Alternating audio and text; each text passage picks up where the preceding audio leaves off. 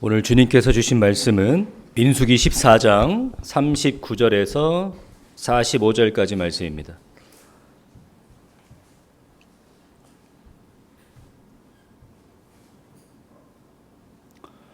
교독하도록 하겠습니다. 모세가 이 말로 이스라엘 모든 자손에게 알림해 백성이 크게 슬퍼하여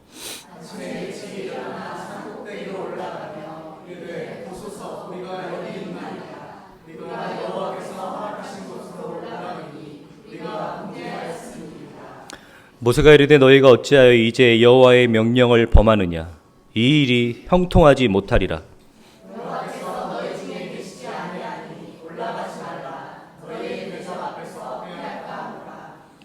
아말렉인과 가나안인이 너희 앞에 있으니 너희가 그 칼에 망하리라. 너희가 여호와를 배반하였으니 여호와께서 너희와 함께하지 아니하시리라 하나.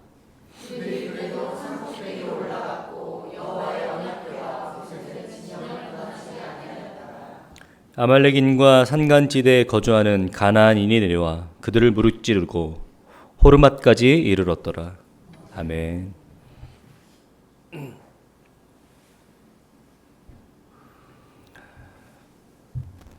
여러분, 그간 비가 많이 오고 오락가락 날씨가 이어졌는데 어떻게 건강은 별일 없으신지 걱정이 되고, 또 나이가 좀 있으신 우리 권사님들, 지사님들은 절로 기도가 됩니다.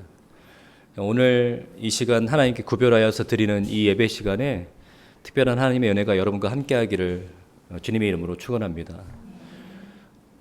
이제 조금 있으면 성수기, 그래서 휴가철이 다가옵니다. 그래서 오늘도 몇 분 안 보이시는 분들도 있는데 되도록 휴가철에도 주일날 구별하여서 하나님께 예배를 드려주시고, 또 부득이하게 또 믿지 않는 가정들과 또 그런 형제들 때문에 주일날 빠지시더라도 그곳에서라도 예배를 드리시는 여러분 되시길 바랍니다. 믿음의 여정이 계속되고 있습니다. 시내산 사건 이후에는 믿음을 그냥 하나님께서 이스라엘 백성에게 떠먹여주는 그런 갓난아기의 육아의 방식이 아니라 깨우치고 일깨워주며 또는 따끔하게 혼내는 그런 하나님을 보게 됩니다. 모든 과정이 믿음의 여정입니다. 그래서 믿음이 준비되어 있느냐가 가장 중요한 관건이 되는 거죠. 그런데 이 가데스 바니아, 바란 광야에 이르러서 가나안 땅 최남단에서 그들이 정탐하였을 때 그들의 믿음이 준비되어 있지 않다라고 판단이 되자 하나님께서 그들을 다시 광야로 돌리십니다. 그들의 행선지를 가나안 땅으로 들어가게 하는 것이 아니라 다시 광야로 돌리십니다. 이유는 간단합니다. 그들이 아직 믿음이 준비되어 있지 않습니다. 우리가 그 갈렙의 믿음에 대해서 함께 나눴습니다. 믿음은 용기를 갖는 것이다. 믿음은 다른 것을 의식하는 것이나 하나님께만 충성하는 것이다. 오늘 마지막 이 사건을 통해서 우리가 마지막 믿음을 정의하려고 합니다. 한번 잘 들어보시길 바랍니다. 아마 여기 자녀가 없는 우리 청년들도 있을 때 한번 맞춰보세요. 우리 보통 이제 우리 아이 정도 되면 스스로 이제 정돈하고 또 집을 이렇게 치우고 이런 것들도 좀 가르칩니다. 그래서 제가 그런 부분들을 이제 저희 아들한테 이제 가르치기 시작하는데 잘 안 되죠. 부모님들이 다 해주다가 자기가 자기 책가방이나 옷가지 정도를 정리하는 게 아이한테 그렇게 쉬운 일은 아니더라고요. 그래서 보통 이제 요즘에 이제 혼자 있고 싶어 하니까 이제 혼자 어디 안 데리고 다니고 혼자 있다가 집에 들어가면 뭐 아니나 다를까 생각 안 하고 이렇게 어질러 놓고 있다가 아빠나 엄마가 오는 소리를 듣고 이제 후다닥 치웁니다. 그러면 이제 또 따끔하게 혼낼 때도 있죠. 왜 내가 몇 번이나 얘기했는데. 그러면 이게 이제 집이 더러워서 제가 혼내는 걸까요? 아니면 그 아이가 그 정리정돈하는 것을 까먹고 그것을 이제 습관하지 못해서 혼나는 걸까요? 뭐라고 생각하세요? 우리 아이를 이제 계획하시잖아요. 뭐라고 생각하세요? 둘 다 이런 얘기 하지 마시고요. 네. 뭐라고 생각하세요? 그렇죠. 아마 대부분의 부모님들이 집이 더러워서 짜증나서 아이를 혼내지는 않을 겁니다. 아이가 내가 교육하고 훈계하는 부분들이 잘 자리 잡지 못하기 때문에 따끔하게 혼내는 거죠. 아이의 목적은 아마 이런 걸 거예요. 아빠나 엄마가 치우라고 했으니까 치우는 게 그 아이의 포커스일 것 같습니다. 그 행동을 결과를 만들어내는 게 포커스죠. 근데 우리 부모의 포커스는 치웠냐 치우지 않았냐가 포커스가 아니에요. 그 아이가 우리의 말을 기억하고 그것을 습관하려고 노력했냐가 우리의 포커스죠. 오늘 믿음의 포커스가 나오는데요. 오늘 우리 설교 제목이 엇박자입니다. 아까 제가 말씀드린 사례대로 이 믿음의 여정을 가고 있는 이스라엘 백성들의 모습 속에 하나님께서 요구하시는 믿음의 모습이 있지만 그들의 모습이 하나님의 타이밍과 엇박자가 나기 시작합니다. 그게 오늘의 본문 말씀입니다. 하나님께서 단단히 화가 나셨죠. 그들이 본대로 보고했기 때문입니다. 그들은 본대로 보고해야 되는 것이 아니라 봤지만 믿음으로 보고해야 되는 것이죠. 믿음을 발휘해야 하기를 하나님께서 기대하셨습니다. 그런데 믿음을 발휘한 사람들은 소수였어요. 대부분의 사람들은 믿음을 발휘하지 못하고 본대로 보고하고 본대로 흔들리기 시작했습니다. 원망하고 다시 하나님과 모세에게 손가락질하며 심지어는 이 모세와 아론과 갈렙과 여호수아를 돌로 치려고까지 했습니다. 이 사람들을 죽이고 우리들의 다시 리더를 세워서 어디로 가자고요? 애굽으로 돌아가자. 하나님께서 참지 않으셨습니다. 그들의 믿음 없음을 더 이상 참지 않고 그들은 가나안 땅에 들어가지 못하겠다라고 말씀하셨어요. 뿐만 아니라 그들이 보는 자리에서 갈렙과 여호수아를 제외한 나머지 정탐꾼들이 하나님께 벌을 받아 죽습니다. 백성들이 정신이 바짝 나는 거예요. 겁이 나기 시작합니다. 두려워서 그들이 크게 슬피 울면서 뭐라고 얘기하냐면 가자. 지금 당장 가자. 병마와 병기를 챙겨라. 지금 가나안 땅으로 가자. 지금 가나안 땅에 가서 저들과 전투하자. 라고 얘기합니다. 모세가 말립니다. 모세가 말립니다. 41절 한번 보겠습니다. 모세가 이르되 너희가 어찌하여 이제 여호와의 명령을 범하느냐 이 일이 형통하지 못하리라. 여호와께서 너희 중에 계시지 아니하니 올라가지 말라. 너희의 대적 앞에서 패할까 하노라. 모세의 말처럼 들리지만 모세의 겉면처럼 들리지만 이 말은요 사실 하나님께서 모세를 통해서 하신 말씀입니다. 신명기에 보면 가나안 땅에 최종 들어가기 전에 이 일을 상고하면서 다시 모세가 얘기하는데 이렇게 얘기합니다. 신명기 1장 2절 42절과 1장 42절과 43절입니다. 여호와께서 내게 이르시되 너는 그들에게 이르기를 너희는 올라가지 말라 싸우지도 말라 내가 너희 중에 있지 아니하니 너희가 대적에게 패할까 하노라 하시기로 내가 너희에게 말하였으나 너희가 듣지 아니하고 여호와의 명령을 거역하고 거리낌 없이 산지로 올라가매 여호와께서 내게 이르시기를 올라가지 말라라고 하셨다는 거예요. 그런데 이들은 그 말이 들리지 않습니다. 왜냐하면 우리가 그들과 싸우지 못하고 믿음을 발휘하지 못하고 두려워했기 때문에 하나님께서 심판하셨단 말이에요. 그러면 뭐예요? 그들의 포커스가 지금 어디 되어 있습니까? 행동에게 포커스가 되어 있어요. 그럼 빨리 그 결과를 가져오자라는 거예요. 가서 싸우자. 가서 싸우자라고 막 다급하게 챙기면서 이제라도 그 결과를 만들어내는데 문제는 뭐냐면 모세가 말립니다. 하나님께서 올라가지 말라라고 하셨다는 거예요. 내가 너희와 함께하지 않겠다라고 말씀하시는 거예요. 올라가지 말라라고 말씀하시는 것뿐만 아니라 뭐라고 결정적으로 내가 너희와 함께하지 않겠다라고 말씀하셨다라는 거예요. 그런데 왜 들리지 않습니까? 이스라엘 백성들이 들리지 않아요. 그래도 그대로 가서 싸웁니다. 모세와 언약궤는 진영에 남아 있습니다. 당연히 참패하죠. 모두 다 죽습니다. 전쟁에 참여한 모든 사람들이 거기서 다 죽어요. 하나님 왜 우리와 싸우지 않습니까? 하나님 그 땅을 취하라고 하셨으면서 왜 지금은 우리와 싸우지 않습니까? 그 땅을 가서 그들과 전투를 치르러 가셨으면서 왜 지금은 우리와 동행하지 않습니까?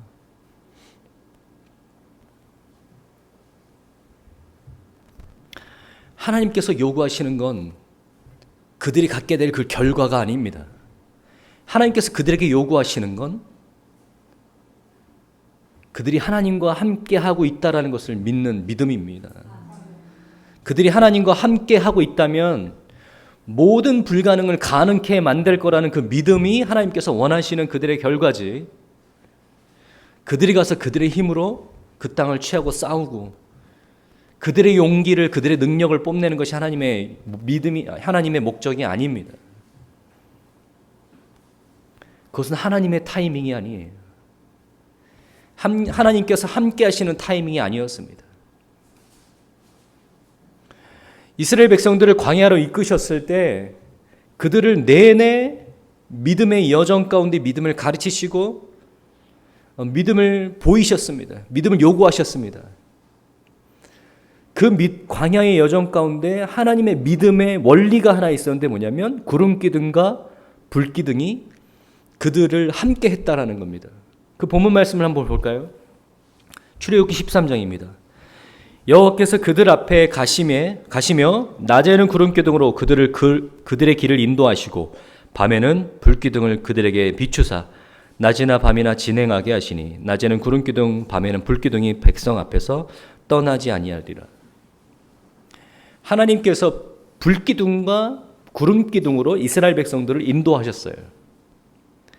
그런데 우리는 이 공식을, 이 원리를 어떻게 생각하냐면 낮에는 덥고 밤에는 차기 때문에 그들을 보호하기 위한 하나님의 우산 같은 거다라고 생각해요. 그런데 그보다 더 중요한 건 뭐냐면 하나님께서 그들과 동행하고 계신다라는 원리예요.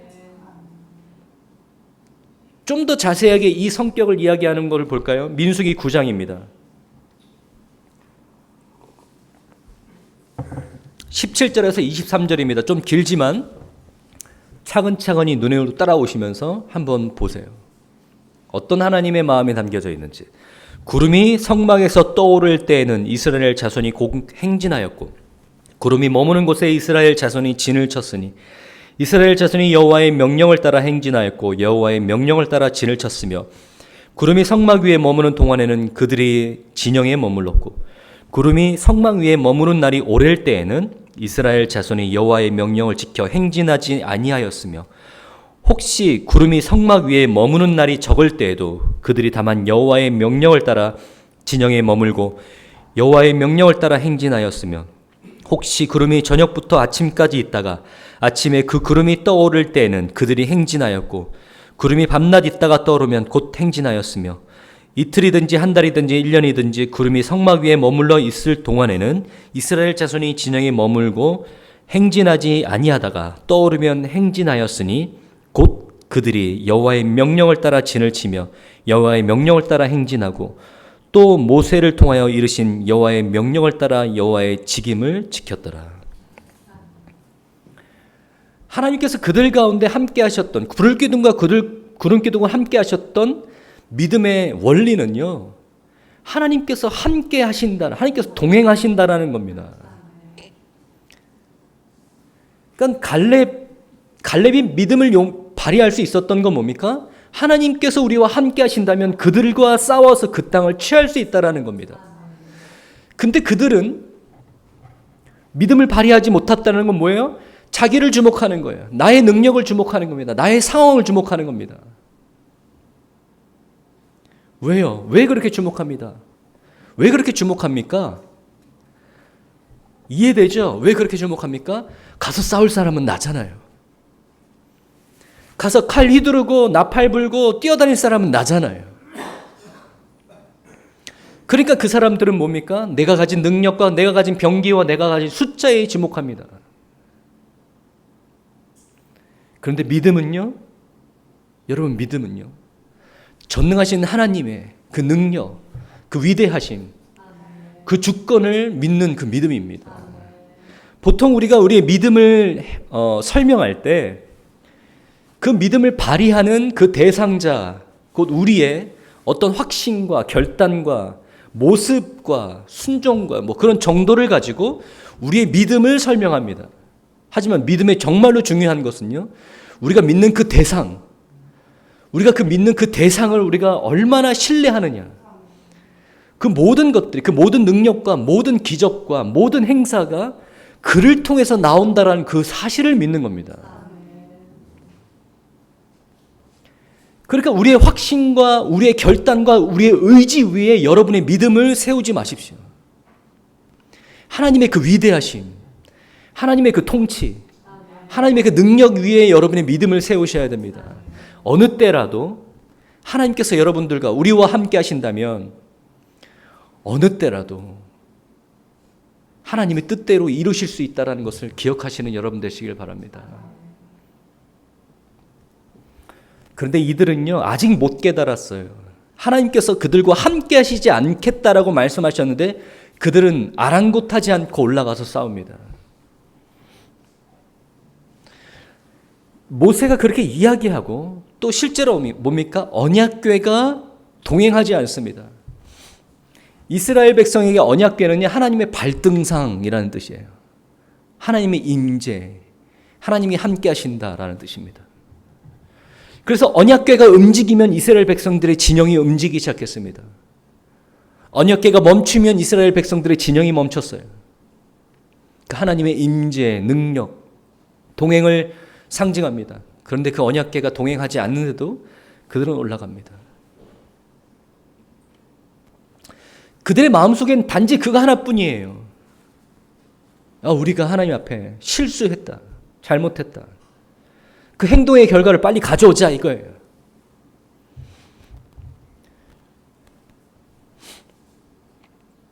여러분의 신앙생활 가운데 그런 거 없으십니까? 여러분의 신앙생활 가운데 그런 거 없으세요? 하나님께서 여러분에게 믿음을 요구하시면서 다소 여러분의 그런 환경과 여러 가지 조건들 속에서 불리하고 불가능해 보이는 그런 상황 속에서 하나님께서 여러분의 믿음의 결단과 순종을 요구하십니다. 그런데 우리 어떠냐면요, 하나님 시키신 거 이것만 하면 되는 거죠. 때는 제가 정하겠습니다. 뭐 어쨌든 간에 하면 되는 거잖아요. 하나님 어쨌든 하면 되는 거잖아요. 근데 제가 지금 상황이 좋지 않으니, 제가 지금은 좀 곤란한 상황이니까 제가 언젠가는 꼭 하겠습니다. 하나님께서 여러분의 믿음의 결단과 순종과 믿음의 요구를 하실 때에는요, 여러분이 맡고 있는 지금 이 시간, 이 타이밍에, 지금 이 순간에 여러분의 믿음을 발휘해야 되는 순종의 순간이라는 것을 기억하시기 바랍니다. 여러분의 때와 여러분의 방법과 여러분의 타이밍을 정하지 마세요. 우리가 그렇게 하는 이유가 뭡니까? 하나님께서 나를 시키셨고 그 일을 하는 건 나라고 생각하기 때문이에요. 그 일을 하는 건 나기 때문에, 가서 직접 칼을 휘두르고 싸우는 건 나기 때문에 내가 그 타이밍을 보겠다라는 겁니다. 지금 상황을 읽고 있는 건 나니까요. 네, 여러분. 여러분의 상황이 어렵고 조건이 허락되지 않는다 할지라도 하나님께서 여러분에게 믿음의 순종을 요구하시는 그 순간에 여러분의 믿음을 발휘하셔서 때로는 어렵고 어려운 조건 속에서 여러분의 믿음이 발휘했을 때 하나님께서 여러분과 함께 하시고 하나님께서 여러분 대신 싸우시며 그 하나님의 능력이 여러분의 순종을 통해서 나간다라는 그런 믿음의 경험들을 하시는 여러분 되시길 바랍니다. 미가서 6장 6절부터 8절에 보면요,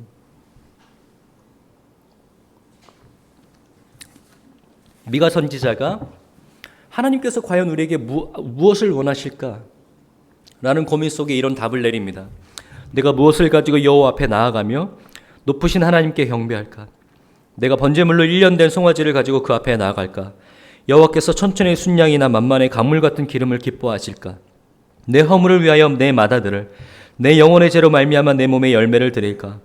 사람아, 주께서 선한 것이 무엇임을 내게 보이셨나니 여호와께서 내게 구하시는 것은 오직 정의를 행하며 인자를 사랑하며 겸손하게 내 하나님과 함께 행하는 것이 아니냐. 여호와께서 내게 구하시는 것은, 여호와께서 우리에게 원하시는 것은, 바라시는 것은 겸손히 내 하나님과 함께 행하는 것이 아니냐.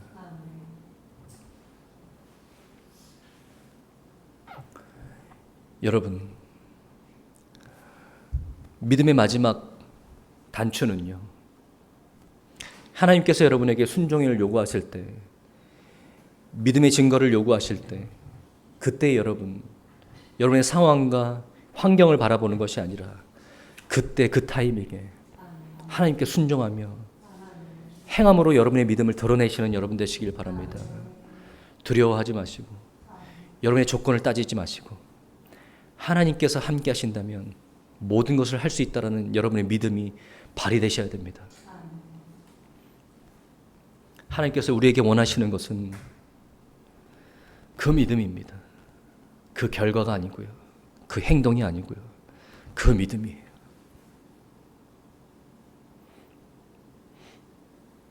내 하나님, 어렵지만, 지금 내 상황이 어렵지만 하나님께서 함께 하신다고 하셨으니 제가 순종하면서 나아가겠습니다. 제가 되게 자주 하는 간증입니다.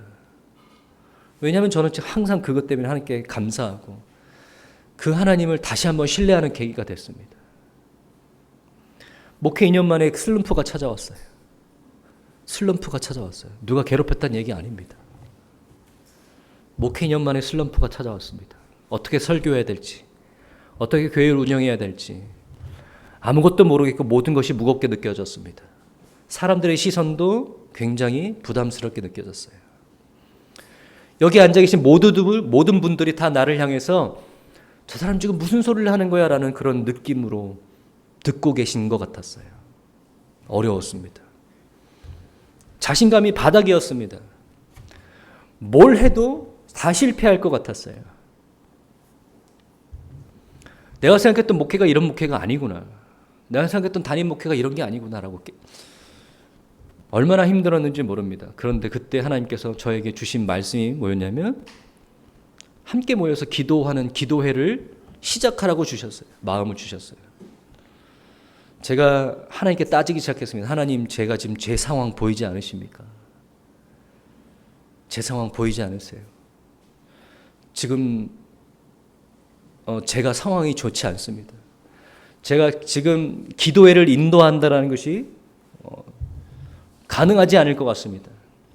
한 달을 하나님 앞에 버티고 하나님 앞에 기다렸던 것 같습니다.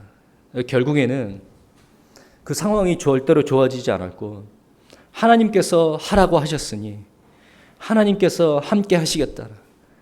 하나님께서 함께 하시겠지라는 그런 믿음을 가지고 기도회를 시작했습니다. 그때부터 지금까지 하나님께서 저와 함께 하시면서 또 우리 공동체와 우리 예배 가운데 함께 하시면서 제가 그 슬럼프를 극복하고 믿음으로 다시 하나님 앞에 설 수 있는 아주 중요한 분기점이 되었습니다. 제가 만약에 그때 그 하나님의 말씀을, 그때 그 하나님의 마음을 모른 척하고 하나님, 저의 신뢰나 저의 상태가 좀 회복되면 기도회를 시작하겠습니다 라고 한 1, 2년 후에 시작했다면 어땠을까요? 지금처럼 이 기도의 모든 순간순간 가운데 하나님의 은혜로 함께 하셨을까? 저는 그렇지 못했을 거라고 봅니다. 왜냐하면 그렇게 했다라는 건 뭡니까? 이제 그 기도에는 뭐예요? 제가 성도들에게 어떻게 은혜를 끼쳐보겠다는 저의 욕심과 저의 의지가 담겨있기 때문이에요. 하지만 그 상황에서 제가 순종하고 하나님께 드렸을 때 그건 저에게도 뭡니까? 하나님께서 하신다는 걸, 하나님께서 하셔야 된다라는 그런 고백이었어요. 여러분 그 믿음의 순간, 하나님께서 여러분에게 요구하시는 그 믿음의 순간에 하나님께서 여러분을 함께 하신 그 믿음을 가지고 결단하시고 지금 나아가시는 여러분 되시길 바랍니다. 또는 모세가 하나님의 말씀을 대언해서 그들에게 말했던 것처럼 올라가지 말라, 하나님께서 함께 하시지 않는다 라고 말씀하신다면 멈출 수도 있는 여러분 되시길 바랍니다.